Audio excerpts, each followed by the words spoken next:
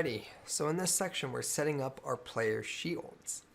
So just like our previous power-ups, I want you to set up our shield power-up, make it collectible, and then enable the shield ability.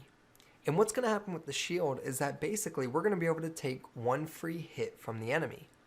And if the shields are enabled, then basically what happens is instead of damaging our player, we're just going to turn the shields off, and then the next time our player is hit, we deal damage as normal.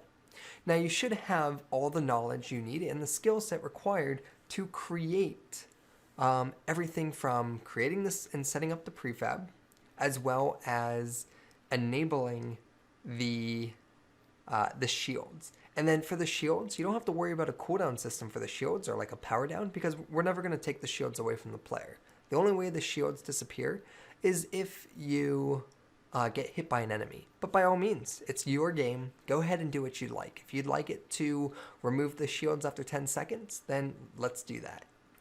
So to give you a small hint in the right direction, inside your player class where you damage, you need to check if the shields are enabled. And if they are, you don't want to damage the player. Instead, you just want to turn the shields off and then continue on as normal.